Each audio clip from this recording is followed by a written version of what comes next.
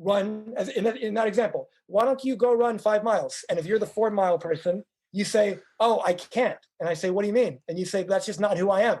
I'm Mr. 4-mile. I can't do anything more than 4. Yeah. And I say, like, when did you decide that you were Mr. 4-mile?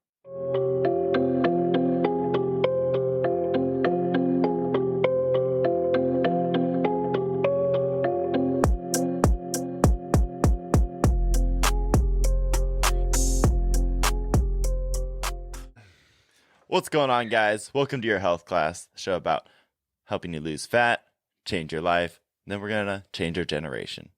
I'm Trevor, health coach and health and fitness coach. Over here, we got Teague Cole, the hostess with the mostest. And finally, we have a guest today, our very first guest ever. I'd like to introduce Dr. Jamil. Hey, guys. Great to be with you today. Thanks for having me. So, Jamil, you and me met at a conference. It's like actually 2 years ago at this point. So, yeah, time goes by quick. And it was really cool when the following year I met you again at the same conference, which was awesome. We didn't even know because I didn't even know you were going to that conference, right? We just ended up bumping into each other. Yeah. And so me and him hit it off right away. And then we ended up getting lunch the second time around. And he's a really cool guy. What kind of conference? What? What conference was it? Oh, this Brendan Burchard's conference, High Performance Academy, right? Yep, you got it. Yeah. Huh. Yeah, in Arizona. Mm-hmm. Okay. And that's why we're all going to congregate again in Arizona. It'll be amazing. Is Arizona the epicenter or something? I mean, basically, would you call Arizona the epicenter? Well, three for us at least. 3 times the charm. See, all of life just revolves around Arizona now. Oh. Yeah, so we all got to make it back there. Brendan's got to make it back there, and then one big conference again. Next time we'll both be on the stage, though. Yes, exactly. That's what I'm talking about. All right, so I remember when we went to get lunch, though, that first time, or not the first conference, the second conference, you're sharing a little bit about your story with me, and I found it insane because you started reading and getting into the whole self-development and helping your family at such a young age. And I feel like that's just so rare. And I was wondering just if you wanted to share your story of coming up and kind of like how you've helped people so far in life. I'd love that. Yeah, so to give a little bit of background for anyone who's listening. So in terms of the work that I do, I'm a life, business, and relationship coach, and I'm also a licensed naturopathic doctor.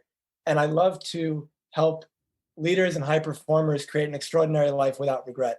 And when I say a leader, I think of that as somebody who really wants to make an impact. They want to make a difference more than just for themselves, but for their family, for their community, and then depending on the size of their vision, maybe even for the world.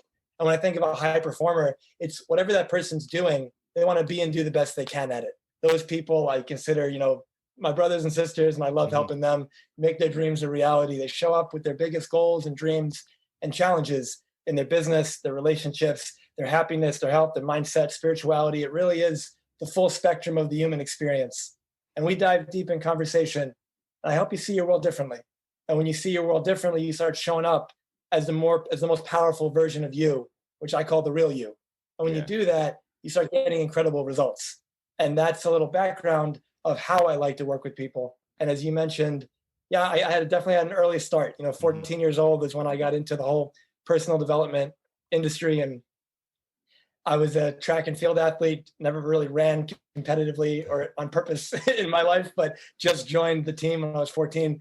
And I was getting sick all the time and my track performances weren't good. And I just was wondering why. I was putting in the work, I was going to practice every day and wasn't really getting much better. And intuitively, I just felt maybe it was my diet. Maybe it was what I was putting in my body. And I did some online searches and some reading and quickly found out, looking back now, I'm 30 years old currently, looking back now, 16 years later, had the worst diet of pretty much anyone I've ever seen. I feel like we've all been there.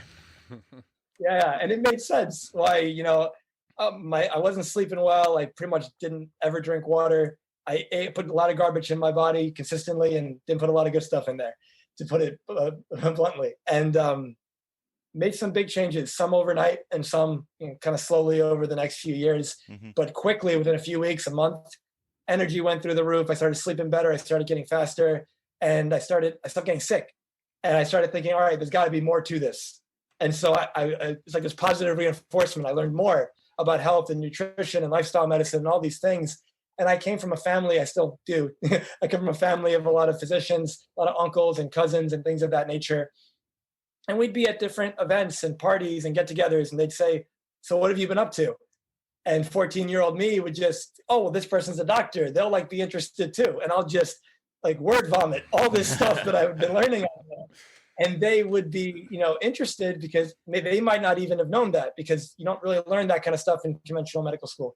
And they would actually apply a lot of it with their patients, and their patients would start to get better. And they would say, hey, my patient has this condition. What would you recommend? And it's like, all right, this condition biochemically and physiologically is caused by these reasons. If you did this, you stopped doing this, you get them on this, they probably wouldn't need that drug anymore over the next 2-3 months.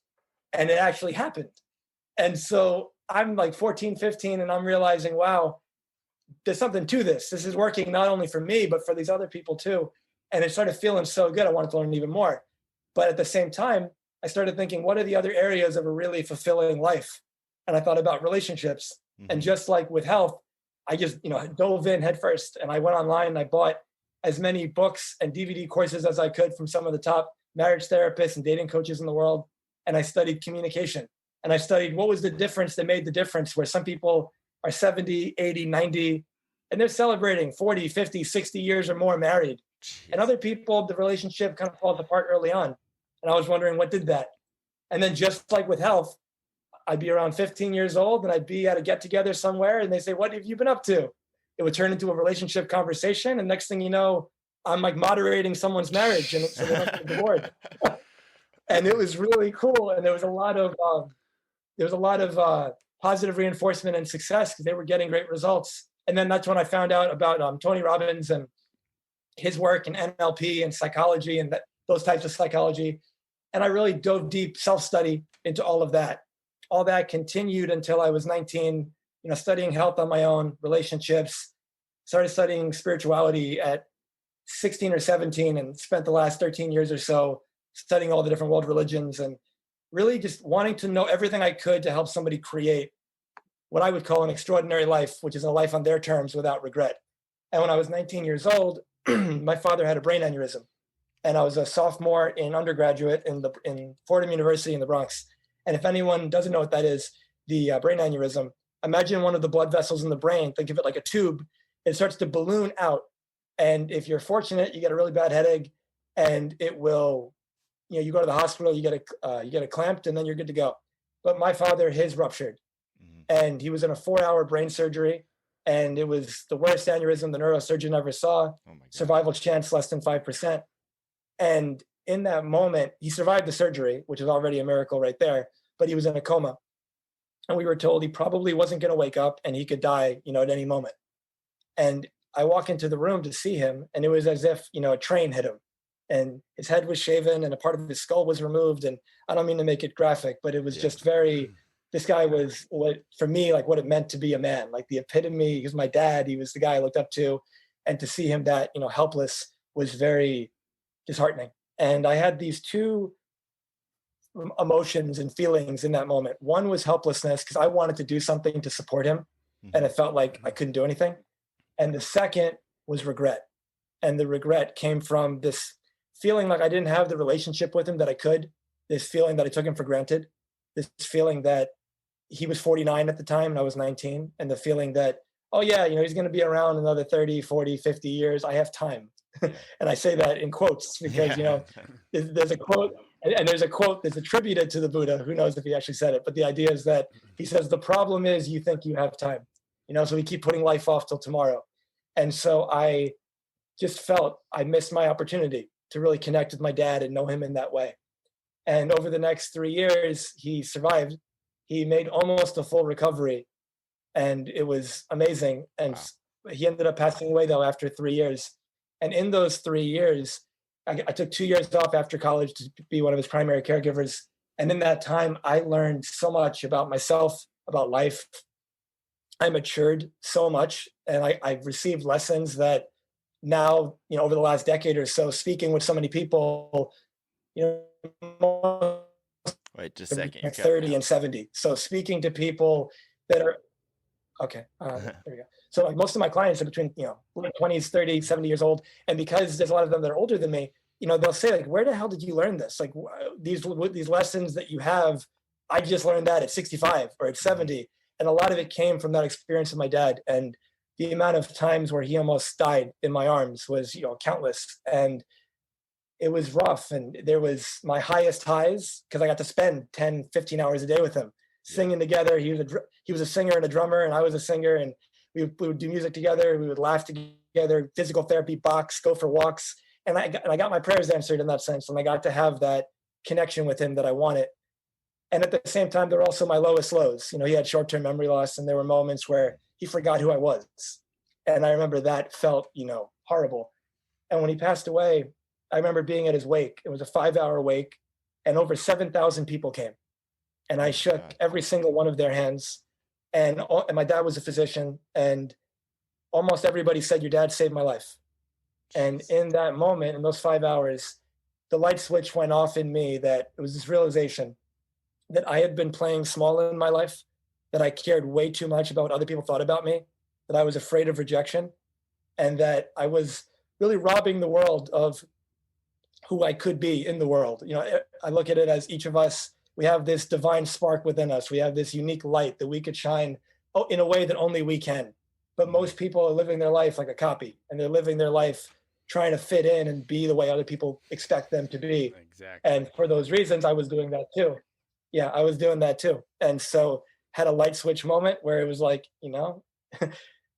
never again. And ever since then, life really shifted. I stayed home for another year or so to be with my family, and then moved to Arizona, spent 5 years there in medical school, graduated, got my license, took my board exams, all that kind of stuff. And then made my decision when I was in my third year, though, that coaching was my primary passion. I'd been doing it for years, and I didn't want to practice medicine in the way that my colleagues were, but I did want to find a way to incorporate it.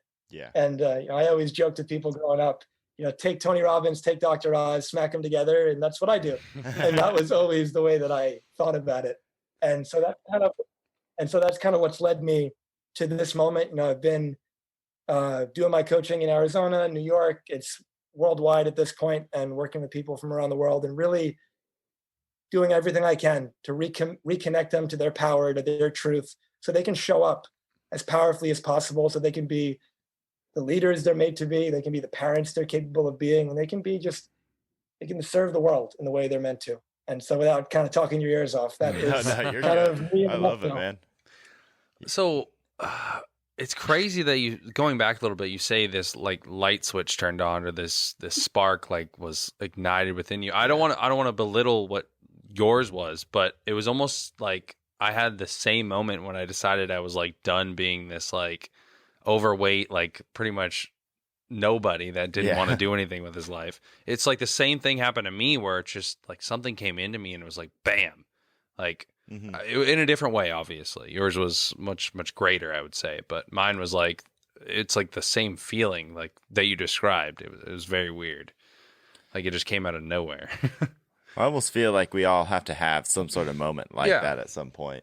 Yeah, like I feel like everybody who's kind of down in the dumps and doesn't really have this pathway that they're going down and doesn't know where they're going in life, almost hasn't had this spark or this fire lit for them, and they're kind of lost essentially, right? Yeah.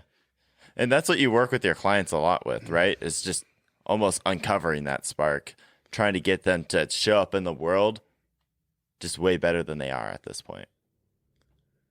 Yeah, because if you think about it from this perspective, there's for every single one of us, if we're going to be completely honest with ourselves, there's who we could be, and there's who we're actually being.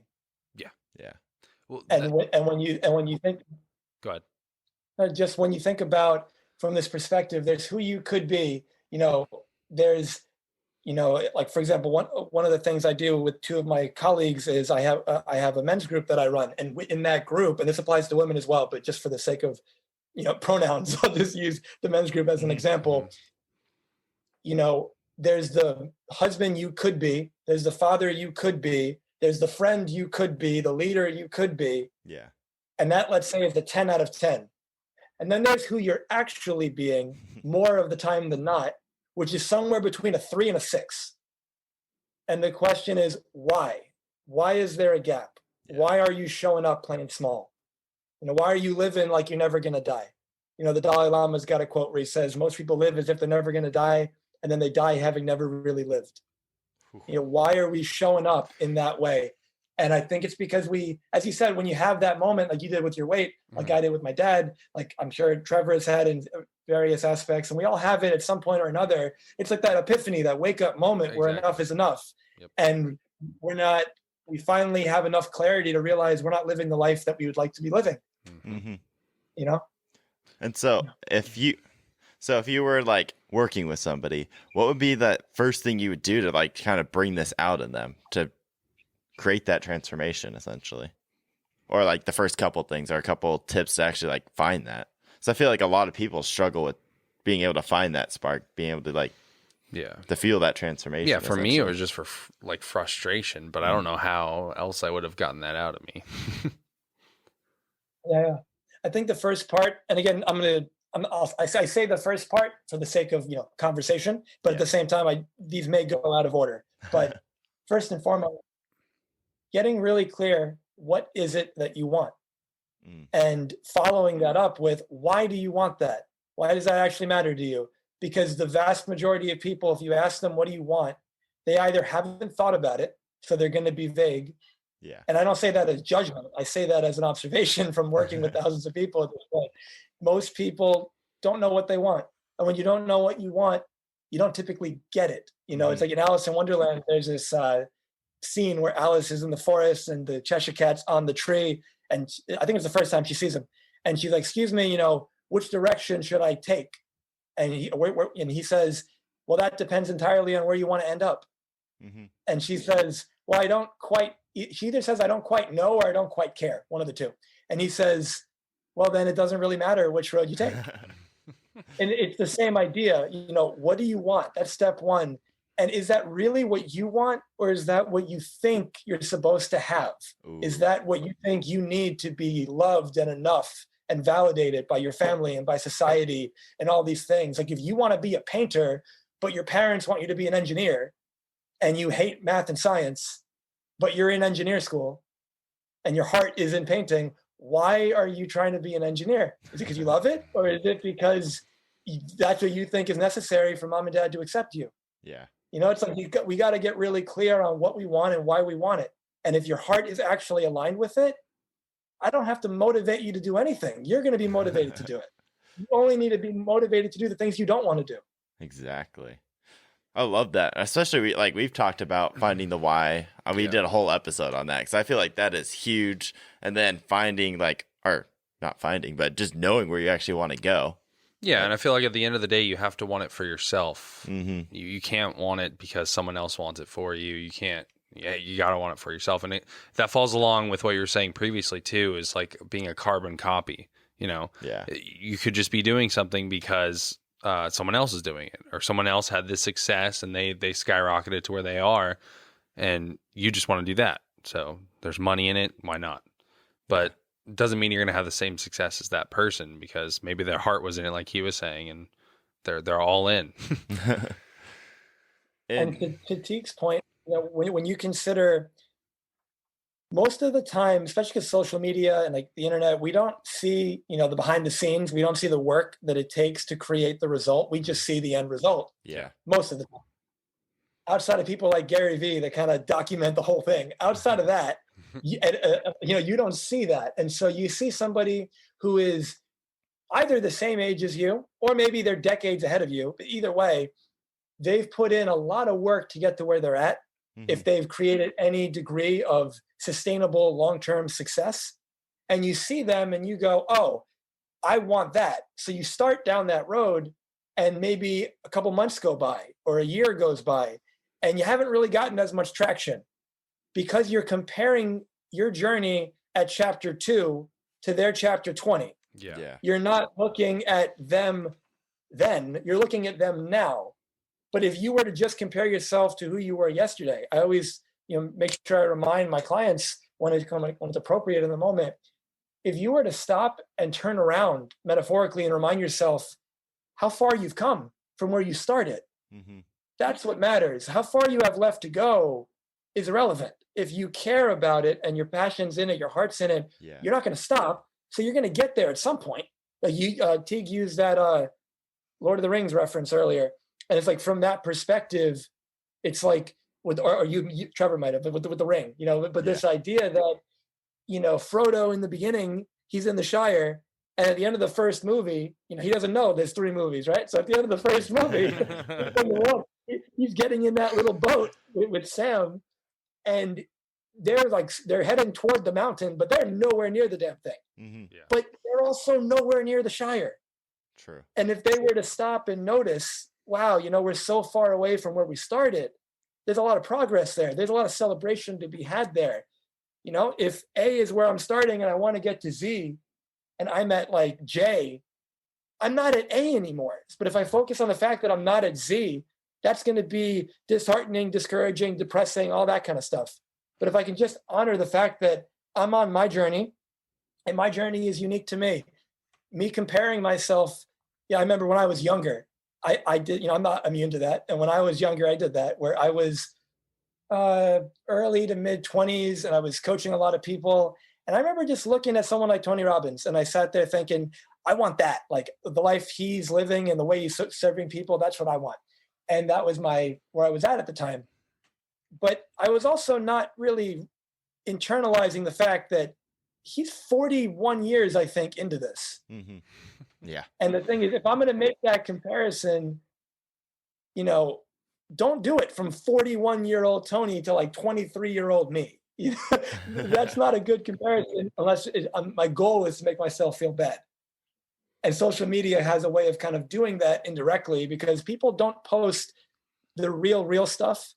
They post the celebrations, the wins, the milestones. But if that's all they post, that's their last 10 posts. So if you're looking at their page, it looks like everything's just great for them and they're always having victories. And then you see your struggles and the money not coming in, and the clients saying no, and all this kind of stuff. But they get that too, but they don't make posts about it. Not very good content. Really well, going back a little bit, so you have these people that go on these paths who are essentially being carbon copies of another person, or they're just going down this path because mom and dad want it, or they're going down this path because there's money in it, right? So I'm curious as to how you take someone off that path and get them on the path that essentially is aligned with who they want to be and what their heart is in. I'm not sure how that would happen. So keep in mind, first of all, there's money in everything. Yeah, exactly. And for the average, I remember seeing some like research on this, that after about $70,000 to $75,000, statistically, you're not any happier, right? So you can make 75 grand doing most things nowadays because of the internet, and there's hobbies and there's groups of people that like everything. I remember Gary Vee joked about, you could just love the Smurfs and just make Smurf videos and make 75 grand a year, because there's a Smurf community. There's people who love the Smurfs. It's like, but the thing is, if that's what you lived and breathed, and you just said, before, these people are on a path, maybe they're not happy with it, and there's money in that path. But if you were making 200,000 a year, 300,000 a year, and you hated Mondays, you lived for Fridays, and the weekend always went too quick, and you came home stressed out, and so your relationship kind of took a hit because you were always bringing that home with you a little bit. You weren't as present with your family as you could be. And if I were to ask you just straight up, are you happy? The answer would be no. And if that was the case, and I told you, well, what if your relationship would be amazing, your energy would be great, and instead of making 200,000 or 300,000, you were making 60, 70, or 80,000. Now, let's say initially that's a step down, right? Yeah. But from that 60, 70, or 80, there's ways of scaling that and ways of building that in entrepreneurship, that it might take you a couple of years, but it's kind of like compounding interest. Compounding interest, initially, it looks like nothing is happening. And then at some point, it just starts shooting up. in the same way, when people quit jobs and they start becoming entrepreneurs, the ones that make it, usually the first several years, they're making less money than they were with the job. Yeah. But it's starting to come up. And at some point, the job keeps being pretty stable. And then the entrepreneurial line bypasses it and it starts going up the y-axis. So my point is, if you really love it and that's where your heart is, that to me, in my opinion, and what I have seen has made people truly happy, that's first and foremost. Money is not. And so doesn't mean money is not important. Money is important. And we live in a world where money really matters. And at the same time, money has nothing to do with your happiness, because money is just either ones and zeros, binary on a code, or it's pieces of paper and or coins in your pocket. And that doesn't have the power to make you happy. You can project your happiness out to money. That's different. And so when somebody goes, oh, I just, I think there's research showing people who win the lottery, multi-millions of dollars. And then people who actually become quadriplegic and become paralyzed. And you follow them a year down the line. At the end of the year, they're both pretty much back to their baseline levels of happiness. Wow. The guy or woman who just made $100 million isn't that much happier than the person who just became paralyzed after a year of kind of being with it. There's billionaires and millionaires that commit suicide because they're struggling and they're not at peace and emotionally they're a wreck. There's also millionaires and billionaires that are happy. Why? Because it's got nothing to do with the money. Yeah. Now, does that mean that having money doesn't make your life easier? No, it does. Yeah. So again, I'm not making the point like money doesn't matter. At the same time, 75% of the planet lives on less than $2.50 a day. Some of those people are really miserable, and some of those people are really freaking happy. And there's an expression that I love that basically, paraphrasing it, goes like this. There's a reason why billionaires spend a lot of money to spend time with Buddhist monks, and it very rarely goes the other way around. And when you think of it from that perspective, yeah, if you're on a career path that is going to make you money, or it's already making you pretty good money, at what cost?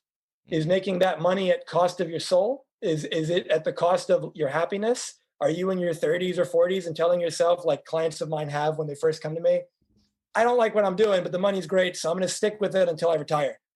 So you're going to stay here for another 2, 3, or 4 decades, miserable, stressed out, on the verge of burning out because of money, when you could reduce your spending, maybe move, take a step back momentarily to kind of take 3 steps forward over the next year or 2 or 5, and then actually be happy and enjoy your life.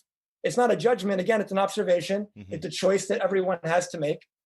But understand the opportunity cost. If you're going to take a job that makes you miserable for money, then you're going to have a lot of money in your account, and or you're going to spend that money, because that's typically what happens. People who have jobs they don't like for money, more money comes in, but more money goes out because they're spending the money on experiences and toys and all this stuff to make them happy because they think it'll bring joy into their life. But happiness, like any other emotion, can never come from outside of you. Wow. Because emotions come from inside. So nothing can ever make you happy. No person, no thing, only you can do that. Mm-hmm. Now you can project it out.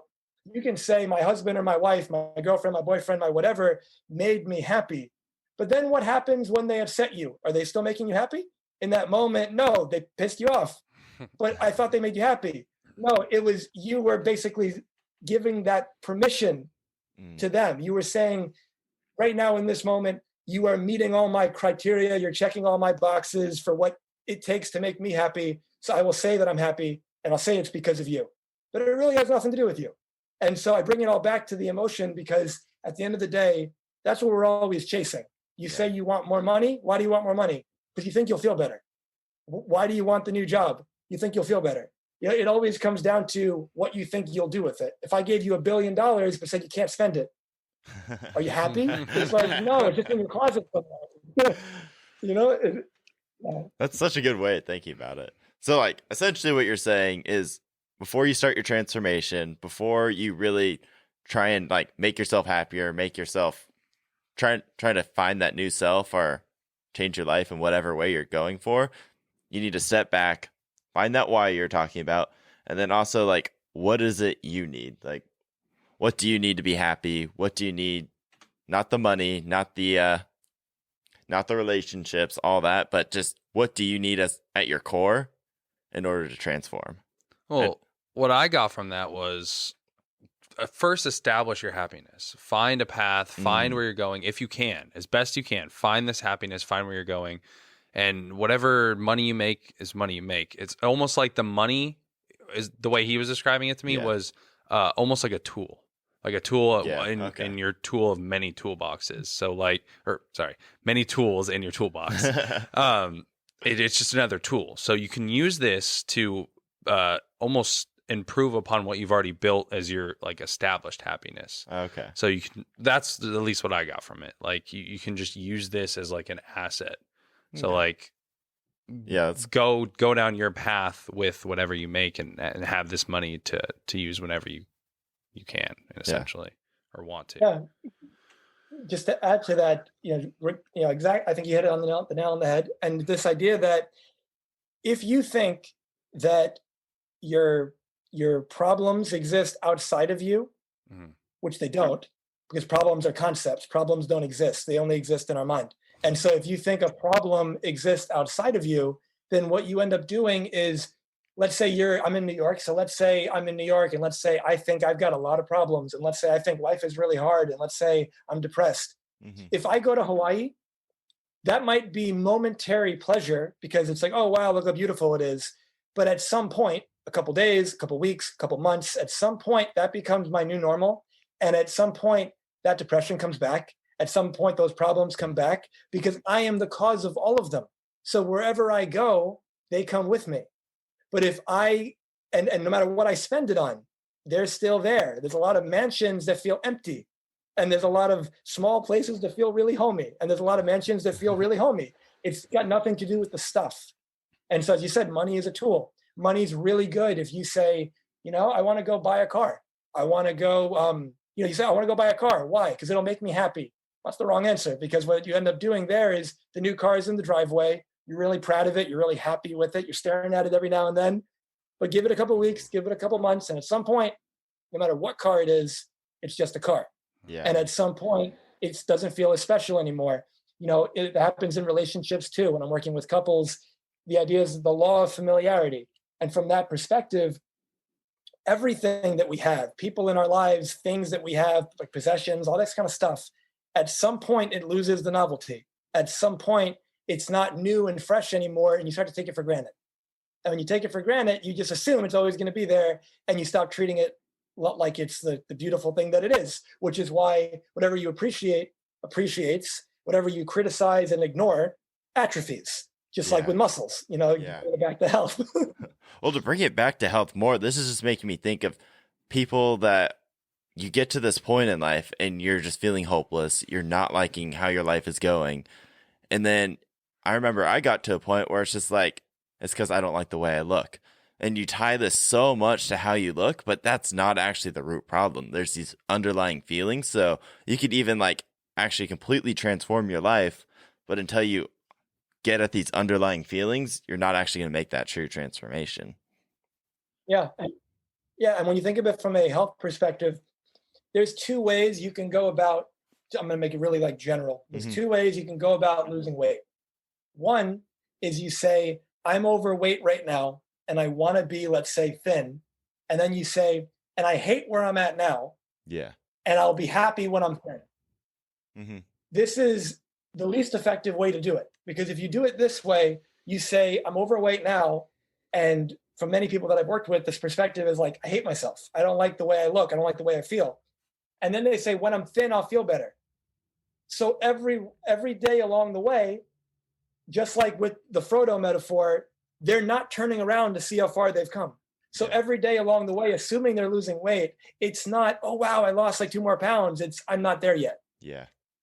So the focus is on the lack. And it's, I'm not there yet. I'm not there yet. I'm not there yet. And then I'm getting discouraged. And then maybe I plateau for a little while.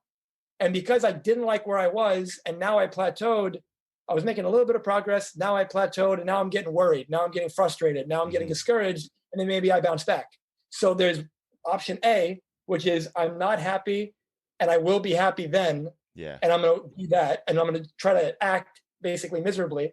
Option 2, I'm overweight. I accept the fact that I'm overweight. I don't have to like it. I accept the fact that I'm overweight because it's just the reality of what is. It's cause and effect given choices that I've made, my hormones, environmental toxicities and exposures, all these kind of things that can lead to weight gain, genetics, all this. It's not just food. There's a lot plays in there. And now we've got that. And from that place, I'm going to fall in love with myself. And then I'm going to act in a way every day that's loving to me. I'm going to eat as if I love myself. I'm going to optimize my hormones with my doctor as if I love myself. I'm going to not stress as if I love myself. And from that place, I'm just appreciating my journey, just making healthy choices. There's no diet. It's just a lifestyle. But what ends up happening? Oh, I'm working out. Why? Not because I want to lose weight. I'm working out because I want to take care of this temple. I want to take care of my body. And what's the inevitable result if I'm eating healthy and I'm working out and I'm optimizing my hormones and I'm getting rid of environmental toxicities that can cause weight gain? If I'm doing all that from a place of self-love, the weight's going to come off inevitably. It's a result.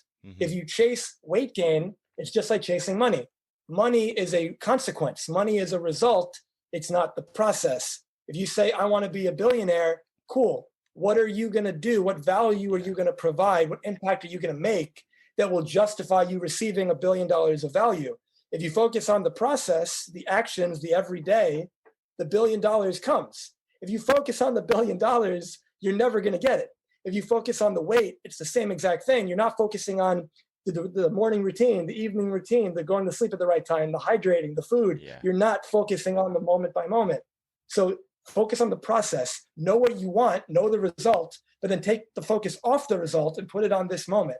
Most people keep their focus on the result. This is so good. I love that. Yeah, and I don't think a lot of people realize how good it feels and how constructive you can be when you're applying all that to yourself, when you're taking these steps to be healthier and do all this stuff for yourself. The feeling of like gratification you get from being so constructive and like building yourself up and applying all this love into yourself and like, I'm going to take care of myself. Because a lot of people like will put love into other things like, oh, I got this car, I'm going to wash it. It's going to be super nice and clean. It's going to look so great. Or I got this dog, I'm going to make sure it's groomed and everything. It's going to be a beautiful dog, all this kind of stuff. Or their house, whatever it is. And they never, well, I'm not saying, okay, not never. Some people do it, some people don't. But you got these people that don't put any of this into into themselves, this work and this constructive, like positive building. Yeah. It's like when you feel that feeling of putting this work into yourself, because I've done it a few times. Well, I'm still doing it now, obviously, but it's like switching over my mindset. When I switch over my mindset to be constructive and build into myself and be positive and put this energy into myself and time, it's like amazing the feeling you get. You're happy. You're like, oh, I'm doing this for myself. Yeah. And it doesn't matter how long it takes. It doesn't matter how much work you put in. It's going into you. So whatever the end result. Yeah. And like what Jamil was saying is when you focus on that end thing, the end result, and that's it, I feel like it cheapens all that self-love you're giving yourself. Yeah. Cheapens all this like amazing things you're bringing into your life, bringing into your body. And Teague's just talking about all the benefits you're going to get from that. You're not going to get those benefits if you're not taking the time to appreciate them. Yeah, you're trying to like fast track it essentially. So, yeah, and if I can make a connection with that. So for example, when I was in high school, I was a runner. I mentioned that, track and field, and I was running like 3 hours, 2-3 hours a day, like 5-6 days a week. Yeah. And then, when I went to college, I stopped running. Med school, I ran a little bit.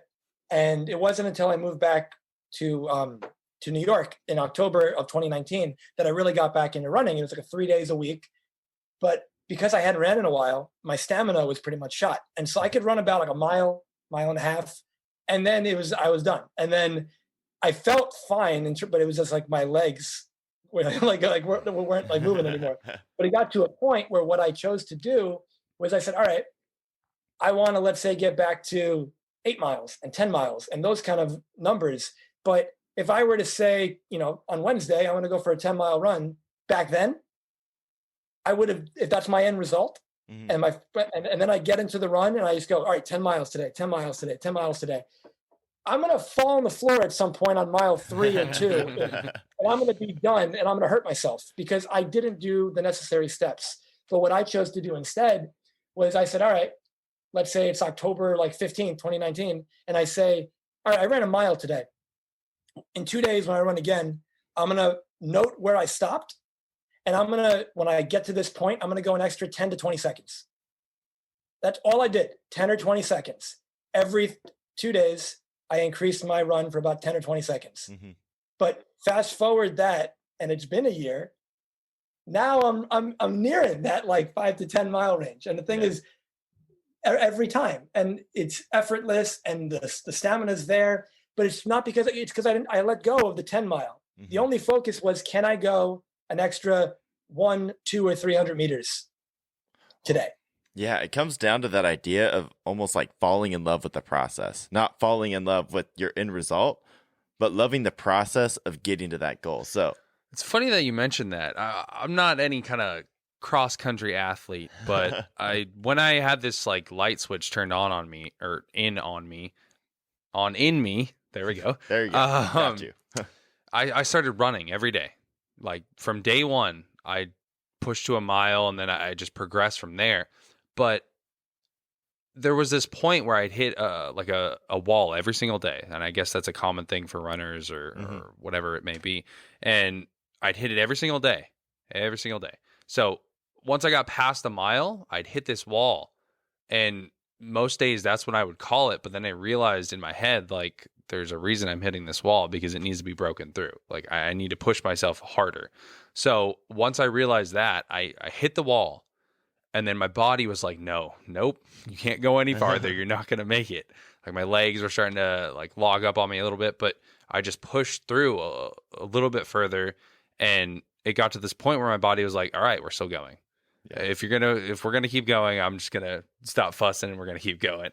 And it was like, if you're not willing to push yourself past these points of past your limit, you'll never see where you can go. You'll never get to that point at the end of the tunnel. Yeah. And after that, I just progressed. And I hit that wall every day. It never stopped. And I would just start smiling. Like I told, this was in a previous episode, I told Trevor this too. I would just start smiling. Like it was just hilarious to me. I was happy. I don't know why. Like a madman almost. But I knew what I was doing, and I knew the process, and I knew this wall was coming, and I hit it, and I was just like, all right. Yeah. Come after me. Let's see what you got. Congratulations, man. That's awesome. And the same thing apply. And this is where the beauty comes in. Yeah. Because I feel like most people, we have that in some area, in some form, in terms of pushing past the wall, or at least kind of banging up the wall. Exactly. And when you think about it, you just talked about it, and I talked about it from like the running perspective, health. But metaphorically, it's the same thing with your money.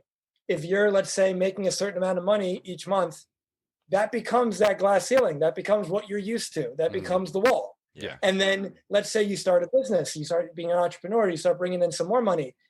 Well, for many people, their money story is all messed up. And so for that reason, they start making more money, and then they go, oh, whoa, I've never done that before. And they think they want more, but because they've got this story of limitation, when I was growing up, just making this up, it's like when I was growing up, mom or dad, they always said people with money are bad people, or people with money are crooks, or people with money steal money from everybody else. Well, I'm a good person. I don't want to be that. Yeah. So all of a sudden I start making more money than I've ever made before, and I self-sabotage because I don't want to be a bad person.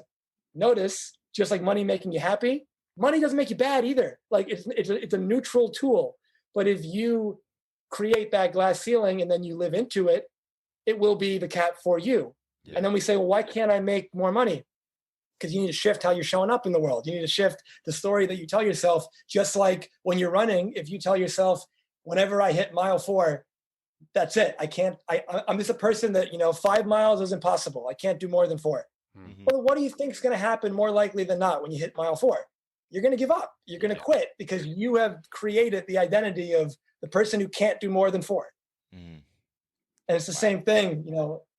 People fall into this trap of thinking that their personality is set in stone, that this is who I am. Mm-hmm. And the thing is, that's a load of crap. The truth is that personality is always moving. Personality is not set in stone. It's not static. It's dynamic. You shift, you learn, you grow throughout your life. Now, most of your personality is really developed and solidified in that imprinting phase in psychology between like 0 and 7. Mm-hmm. But the thing is, once you're aware of it, you can change it. but most people aren't aware of it, so it remains unconscious. And if it remains unconscious, you don't really do anything about it. But once you're aware of it, if I told you right now, hey, Teague, why don't you run, as in that example, why don't you go run 5 miles? And if you're the 4-mile person, you say, oh, I can't. And I say, what do you mean? And you say, that's just not who I am. I'm Mr. 4-mile. I can't do anything more than 4. Yeah. And I say, like, when did you decide that you were Mr. 4-mile? And then you might say, what are you talking about? Decide? Like, this is just who I am. And it's just like, well, I'm like, here's what I want you to do. Who do you care about more than anything else? And you might say, oh, like my wife or my girlfriend or my boyfriend or my dog or my child or whatever that is. And I say, all right. And just for the sake of the point, if I were to say, there you are at mile 4 and you think you're about to stop, and if you don't go an extra half mile, that person or that animal or that whatever that you care about, you're never going to see them again. Are you still Mr. Are you still Mr. 4-mile? It's funny that you bring that up, because I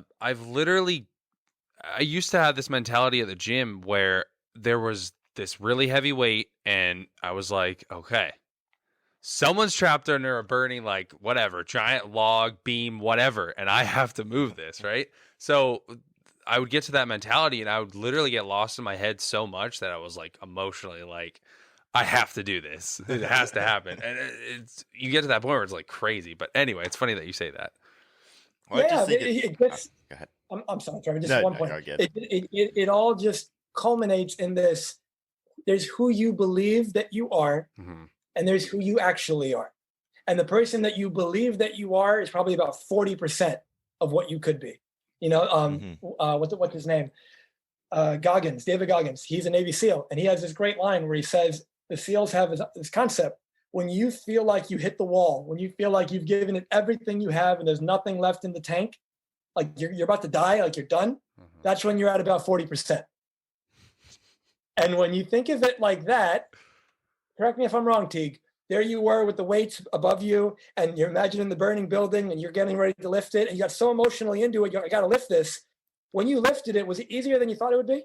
Yeah, it was always easier than I thought it would be, because I got so riled up. Yeah, and prior to that, it's quote unquote impossible, right? I can't do it. I'm done. There's always another level that we can push to. And so when somebody says, there's an expression, argue for your limitations, and they're yours. You get to keep them. Yeah.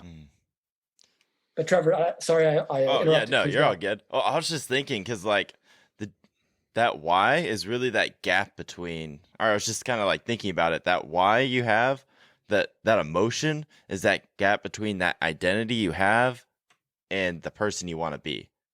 So your current identity, if you don't have that why, if you don't have that emotion behind it, there's no way you can bridge that to get to where you want to be, that person you want to be, the transformation you want to have, or what you want to have in your life.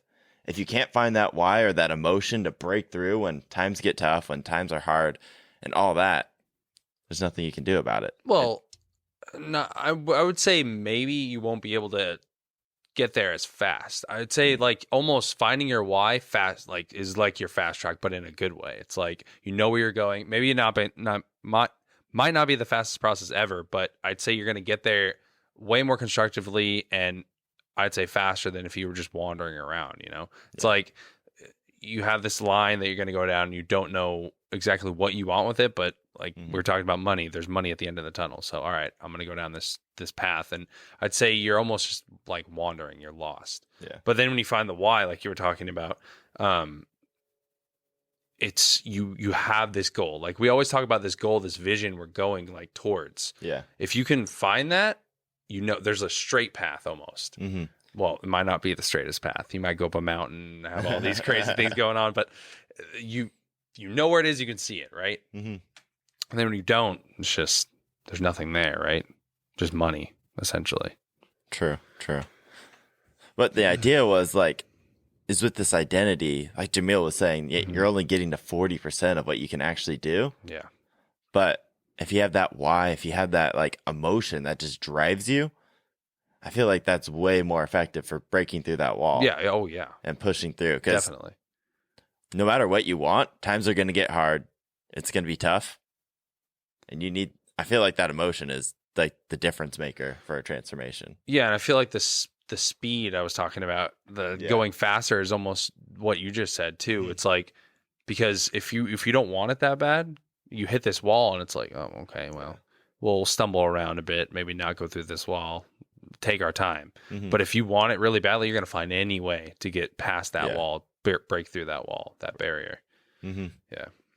Yeah. Oftentimes people who are, I'm going to choose this. I mean, I'm going to phrase this carefully because it's not the way I was about to say it is not what I intended. I don't view anybody. So I take identity very seriously and I take labeling very seriously, because the moment you say, I am like, for example, I'm a 4 mile kind of guy, Mm-hmm. right? You've now limited yourself as that's all you are when you're way more than that. So in the same way, there's not successful people and failures. That doesn't exist. But from the perspective that the people who quote unquote fail are the people who think failure is a bad thing. They're the people who think failure is something to be avoided.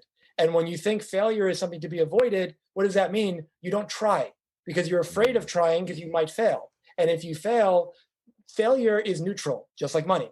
Failure is not a good or bad thing. This is why children have an easier time learning. They can learn languages and they learn all these things so much faster than adults. It's not just because they're kids. It's because they don't have any shame, fear, or judgment around failure. If I'm a little kid and I get up to walk and I fall on my face, I get up again. But if I'm an adult, I fall on my face, I go, I hope nobody saw me. And all of a sudden now I'm afraid of trying again. And so going back to this idea that the quote unquote failure is somebody that is afraid of failing so they don't try, which means their life never changes and they stay where they're at. So from society's perspective, let's say they might be a failure because they didn't live up to their potential or make a certain amount of money or do any of that. But all the people that are in society's eyes, quote unquote, successful people, they see failure as how you get there. Failure is not a problem. Failure is inevitable. I try, I get feedback, I course correct, I get a little bit further, I get feedback, and feedback could be falling on my face. Feedback could be skin in my knee. Feedback could be I went bankrupt. Feedback could be I gained a bunch of customers. And then one of my mentors did this by accident where he had this list that he grew of a couple 100,000 people. And then by accident, he sent an email to every single one of them that was completely blank with just an unsubscribe link. And that's like all he did. And he ended up losing some people. And it's like, all right, you figure it out along the way. But my point is that when you recognize that failure is not good or bad, failure is how you get there, then you learn from it. Failure, it becomes win or learn instead of win or lose. When you make it win or lose and you get your ego tied up into it, oh, if I fail, what are people going to think? If I fail, I'm going to get my reputation tarnished and all this kind of crap. That holds you back from being who you could be. Because the person that's willing to try until they get there will pretty much always get there. Yeah. But the person who's only going to try until it's comfortable, they're going to lose every time. Comfort zone. Yes. All comes back to the comfort zone. I feel like every one of our episodes, at some point, we got to mention the comfort zone. Because, in reality, that's what's holding you back. That's what's holding back this transformation. And all these things that we've been talking about are just different ways to break out of that comfort zone and to keep fueling that transformation.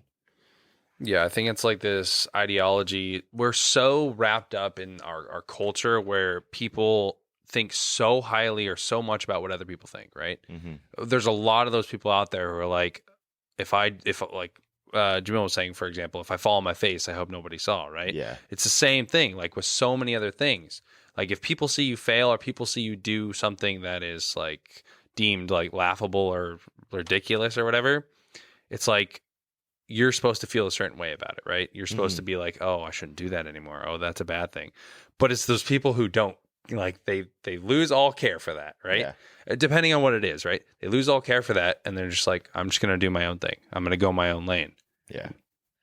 Maybe it works out for them. Maybe it doesn't. They try something else or they succeed. Either one. Oh. Just the key coming down to when you're clear on why you're doing it. Let's use this example. Let's say Teague puts himself out there. He does something that really resonates with his heart. And he's like, this is what I want to do. Yeah. And all these people, oh, you're not supposed to do that. What if you fail? Or what if this happens? Or what if, they give you all the reasons, all the excuses, which is really just a projection of their own insecurities and why they're not doing it. It has nothing to do with you. Yeah. But most people take it personally and then they let that hold themselves back. But let's say you didn't and you kept going after what you wanted. Well, maybe you get it, maybe you don't. But if you're not going to get it, at least you can say you tried and you gave it everything you had. I'd much rather be 80 years old looking back saying, I always had a dream to do whatever the thing was. And I spent a good 5 or 8 or 10 years really working at it. Yeah. And, I got to a point where maybe I decided I didn't want it anymore. But I'm so happy that I actually gave it my all. I'm so happy I tried, because the alternative to that, there's only 3 options. Option 1 is you try and you get it. Mm-hmm. And again, it'll take you however long it takes. Some people get it faster, some people get it slower. But if, as Trevor said, you fall in love with the process, it doesn't really matter how long it takes, because you're going to be alive anyway. So you might as well do what you enjoy. So now it's Option 1 is you try and you get it. Option 2 is you try and you don't get it. But if you enjoyed the process, then it was still, what a journey. It's like a life still well lived. Option 3 is you wanted it, but you convinced yourself why you shouldn't and you couldn't and what people would think. And then you look back with a ton of regret. Yeah. Why would anyone pick option 3, even though most people do? And it's because of fear. Yeah. And that's what the show's about. The show isn't just about health and how to lose weight. It's we want this bigger idea here, is that this is a movement, and we've been raised, or I feel like I've been raised in this society that makes that third option okay. And I feel like that's holding all of us back. And if we all come together, if we all make this a cultural change, a movement, we can change this. And like you're saying, we can all be happier. We can all reach this next level, this next potential. And that's what excites me. It's just the idea that we can all, or that more people, or all of us can reach this goal. Yeah, if you just substituted, this is who I'm supposed to be, with this is who I want to be, that would shift your whole life if you just did that. And, again, will that potentially upset people? Yeah, there might be some people in your life that won't be too happy about that, depending on what your life situation is. But at the end of the day, I believe you have a responsibility to, be respectful to the people in your life. And at the same time, you have a responsibility to you to live a life that you will be happy with, a life that you can look back proudly and say, that was me, not I lived my whole life according to what other people wanted for me. Because you might not want for you what other people want for you. And that's a really important thing to consider. Yeah, that's so good. Yeah, I think that's all we got for you guys today. Yes, this show's about losing fat. Yes, this show's about helping you love life more. But when all this comes together, when we all come together, this can be a movement where we all enjoy life more. Well, also, I think there's this whole underlying factor. I'm not going to rant on, but there's this whole underlying factor of this, our society where we hold each other back almost. Instead of building each other up, a lot of the times we'll hold each other back. Yeah. And ingrained in our minds where, Jamil was saying, failure is considered a very bad thing. But in reality, failure isn't even this, it's just we made failure up, right? Yeah. Failure is a self-constructed thing by humans. And failure is seen as this bad thing necessarily. It has this negative connotation to it. Yeah. But if we free ourselves from that negative way of thinking, that negative connotation, guess what? It's just almost like a lesson learned usually, right? Maybe you don't want to do that again. Maybe that didn't work. Okay, guess what? You're going to try something different. But it's this negative connotation behind it that just, it's not a great way to think. Anyway, sorry. I had to say that. Thank you for being on the show, Jamil. This is awesome. And I got a lot of value out of it. I'm sure you got a lot of value out of it. Yeah. And I'm pretty sure we can get so many people that are listening to this just to think about their transformation so much more differently. And I appreciate you taking the time. And where can they reach out to you at? Or where's the best place to find you? Thank you. So first of all, thank you so much for both of you, Trevor and Teague, for having me. And for everyone who's tuning in, thank you for listening. And I know you mentioned earlier, this idea that I know the show is largely about health and weight and muscle and all that kind of stuff.